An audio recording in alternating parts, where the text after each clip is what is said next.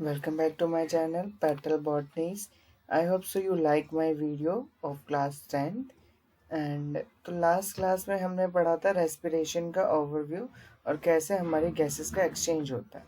ठीक है, तो एक बार जस्ट हम उस पर नज़र डाल लेते हैं ताकि वो चीज़ भी हमें रिमेम्बर हो जाए। Just wait. तो जो हमारी ऑक्सीजन इन्वायरमेंट में प्रेजेंट है वो नेसल कैविटी में नोसल्स के ज़रिए फ्रेनेक्स में ट्रैकिया से होते हुए हमारे लंग्स के एल्वोलाई रीजन में पहुंचती, जहां से दिस इज द एल्वोलस, यहीं से ये ऑक्सीजन एक्सचेंज करेगी। ब्लड कैपिलरी में क्या प्रेजेंट है? CO2। एल्वोलस में क्या प्रेजेंट है? O2। तो इनका एक्सचेंज होगा। O2 आपकी जाएगी ब्लड कैपिलरी में और CO2 कहाँ जाएगी? Into alveolus. डिफ्यूजन के जरिए इन दोनों का प्रोसेस होता है। तो क्या हुआ, आपका O2 जब ब्लड कैपिलरी में आया, it have an higher affinity for haemoglobin molecule, so it bind to haemoglobin molecule and haemoglobin molecule act as an carrier molecule. एक कैरियर की तरह काम करा, इसने उसको ले जाके टिश्यूज को दे दिया, टिश्यूज ने यूटिलाइज किया और वापस एक्सचेंज में O2 CO2 को लेकर आया। इतने में हमारी O2 जो है एल्वेलस में बहुत ज़्यादा ऑलरेडी प्रेजेंट है।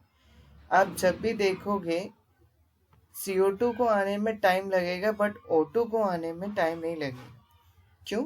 बिकॉज अगर हमारी बॉडी में हम एट एन टाइम ऑक्सीजन को इनहेल कर रहे हैं then it is in a lack of oxygen. So alveolus में ऑलरेडी हमारे ऑक्सीजन स्टोर्ड रहती है, तभी ये एक सैक लाइक स्ट्रक्चर है। जैसे जिस टाइम हमने नोसल्स के जरिए ऑक्सीजन को इनहेल किया उसी टाइम पे वो ऑक्सीजन तो एल्वोलस में नहीं पहुंचेगी, takes N time.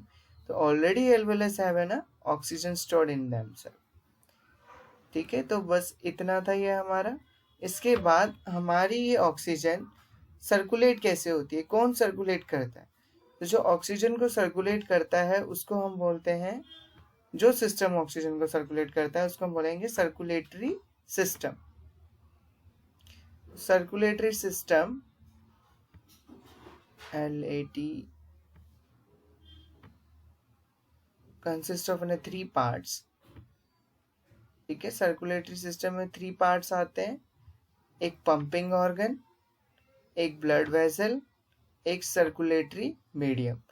Pumping organ की मैं अगर बात करूं तो इट इज कॉल्ड, जो हमारा पंपिंग ऑर्गन है that is heart which circulated the blood. मैं ब्लड इसलिए कह रहा हूँ दैट कैन बी ऑक्सीजनेटेड और डीऑक्सीजनेटेड बोथ। ब्लड वेजल्स जो ये डीऑक्सीजनेटेड और ऑक्सीजनेटेड ब्लड हार्ट से ले जाती हैं। एक्चुअल में क्या होता है, heart act as an motor. ठीक है, ये मोटर की तरह काम कर रहा है और इससे जो कनेक्शन हो रखा है आर्टरीज और वेन्स का, they act as an pipe. ठीक है, ये पाइप का काम कर रहे हैं। अब इन पाइप को में ये ऐसा तो है नहीं कि अपने आप ऑक्सीजन जाएगी, इट रिक्वायर्ड सम मीडियम।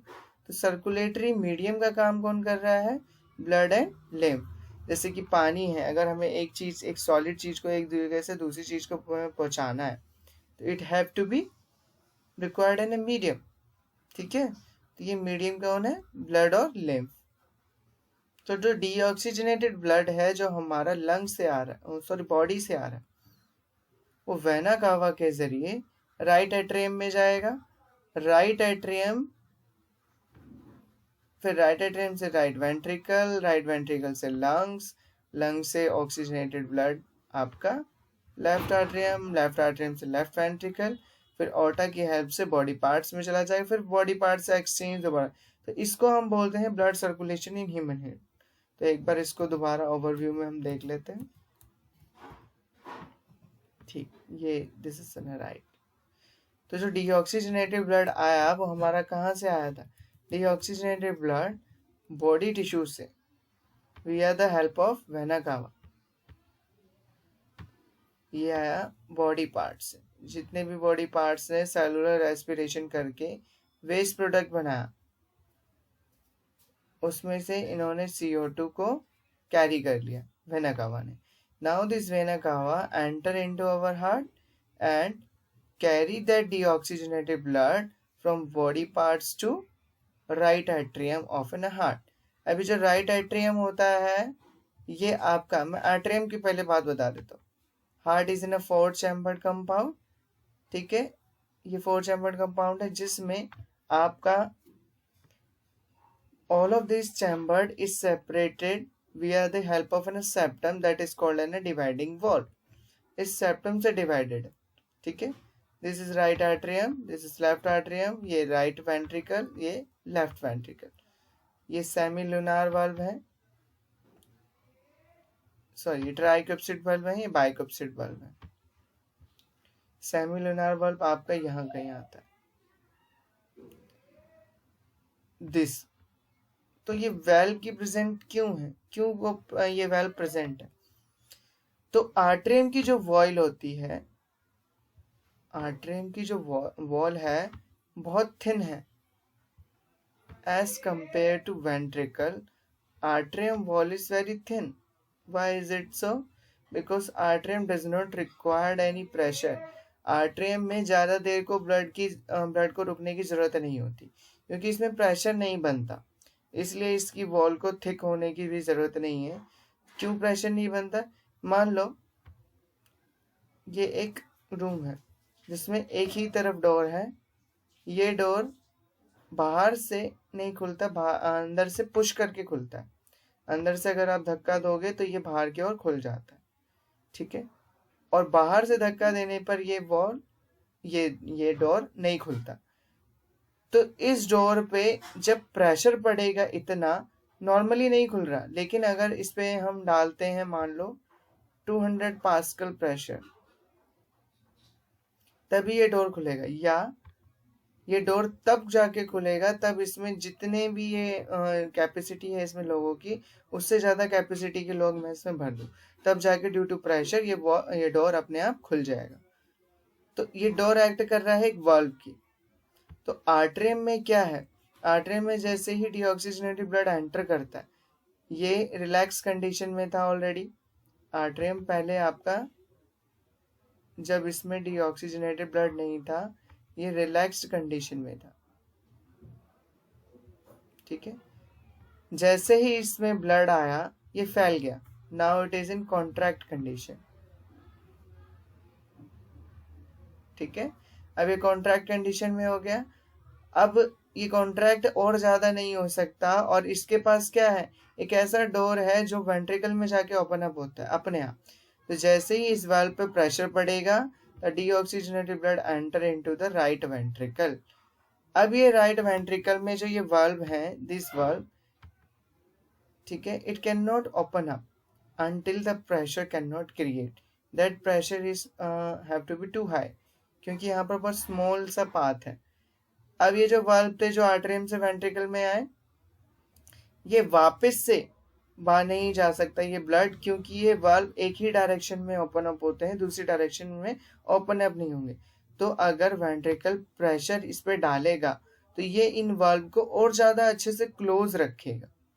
क्यों? क्योंकि जैसे मैंने बताया कि यहाँ पे एक ही तरफ से डोर खुल रहा है, उस तरफ से डोर खुल ही नहीं रहा। तो डोर खुलने के बाद अगर लोग बाहर चले गए, ठीक है, ये दूसरा रूम है, इसमें अगर बाहर लोग भरते गए, इधर से आने के इधर चले गए, लेकिन ये जो डोर है इसके डोर अंदर से प्रेशर नहीं, बाहर से अंदर प्रेशर लगाओगे तब जाके खुलेगा। जितना भी प्रेशर डालो ये डोर खुलेगा ही नहीं जब तक कोई बंदा बाहर से प्रेशर ना डाले, ठीक है। बाहर से प्रेशर डालने के लिए इसमें होना चाहिए लो। सिमिलरली लाइक दैट, जैसे ब्लड इसमें एंटर कर गया, ये वाल्व और टाइटली पैक्ड हो गए।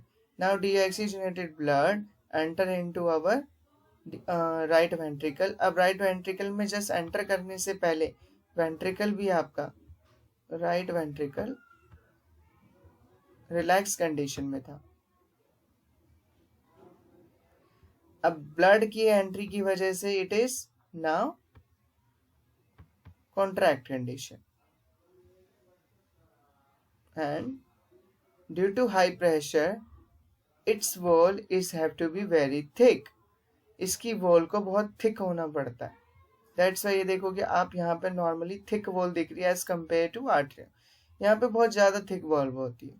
अब ये क्या है, यहाँ से ब्लड होता हुआ इस वाल्व के जरिए पल्मोनरी आर्टरीज मतलब अब क्या कर रहा है, पंप का काम क्या है, इस डीऑक्सीजनेटेड ब्लड को लंग्स तक पहुंचाना। ठीक है, तो लंग्स तक पहुंचाने के लिए it have to be created a pressure. Motor actual में क्या करती है, प्रेशर जनरेट करती है ताकि वो उसको दूर तक फेंक सके। पल्मोनरी आर्टरीज और वेन्स आपका just act as an pipe की तरह एक्ट कर रहे हैं। It have to be taken with the help of this path. Oxygen को इस या CO2 को इस पाथ से जाना है, तो ये प्रेशर नहीं क्रिएट कर पाएंगे। ठीक है, तो प्रेशर अगर हमें पाइप में क्रिएट करना है तो पाइप का सिर्फ एक ही रोल होता है, अगर थिन होगा तो प्रेशर ज़्यादा होगा, थिक होगा तो थिन इन द अगर नैरो होगा। ठीक है, इसलिए आर्टरीज नैरो होती हैं एज कम्पेयर टू वेन्स। अगर नैरो होगा तो प्रेशर बहुत ज़्यादा जनरेट होगा। तो ये डीऑक्सीजनेटेड ब्लड हाई प्रेशर के कारण पल्मोनरी आर्टरी में गया, पल्मोनरी आर्टरी से ये लंग्स में चला गया। ठीक है, एक बार मैं स्लाइड क्लियर कर देता हूँ। अब लंग्स में हमारा डीऑक्सीजनेटेड ब्लड आ गया। अब वापसी में क्या होगा, ऑक्सीजनेटेड ब्लड आया which is carried by hemoglobin molecule। ये ऑक्सीजनेटेड ब्लड किस में एंटर करेगा, इसको एट्रियम में ही एंटर करना है। देखो ब्लड की एंट्री आर्ट्रियम में ही होगी, वेदर इट इज डीऑक्सीजनेटेड और ऑक्सीजनेटेड। राइट में डीऑक्सीजनेटेड आएगा, लेफ्ट में ऑक्सीजनेटेड आएगा, बस ये ध्यान रखना। अब जैसे मैंने बोला वीन्स के बहुत ज़्यादा मतलब as compare to arteries, veins are not narrow. तो वीन्स देखो यहाँ पे बहुत ज़्यादा नैरो नहीं है। ऑक्सीजनेटेड ब्लड एंटर करा, सेम सिचुएशन यहाँ पर भी होगी, वेंट्रिकल में एंटर करा, वेंट्रिकल में से एंट्री करने के बाद this blood is carries by with the help of aorta to various body parts where it is utilised.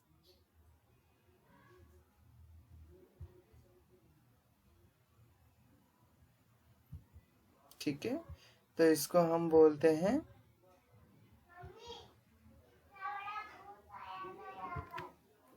तो आर्टरीज क्या करेंगी, दो तरह के ब्लड वेसल्स हैं, आर्टरीज और veins. Arteries oxygenated blood carry करती हैं और वेन डीऑक्सीजनेटेड ब्लड। एक्सेप्शन हर जगह होता है, accept pulmonary artery carries deoxygenated blood whereas pulmonary veins carry oxygenated blood। यही दोनों एक्सेप्शन है इसमें।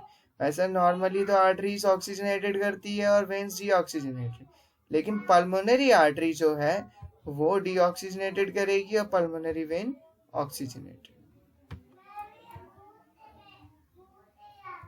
तो ये कुछ क्वेश्चंस हैं इसमें आपके इस स्लाइड में, तो you can watch it this. ठीक है, तो आपके लिए बेनिफिट रहेगा।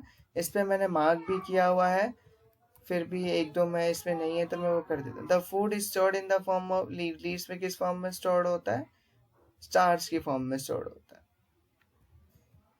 Which of the this is not a raw material of photosynthesis। Photosynthesis का रॉ मटेरियल कौन सा नहीं है, CO2 रॉ मटेरियल है, वाटर भी है, oxygen is not in a raw material। ठीक है, it is used in cellular respiration। Which of the following organism is in a saprophyte? Ascaris, yeast, leech is in a saprophyte। Main site of photosynthesis chloroplast। तो आज की slide हम यही रखते हैं। ये था हमारा circulation of blood in human being. ठीक है, तो I hope so you like my video. Please subscribe my channel and like my video too।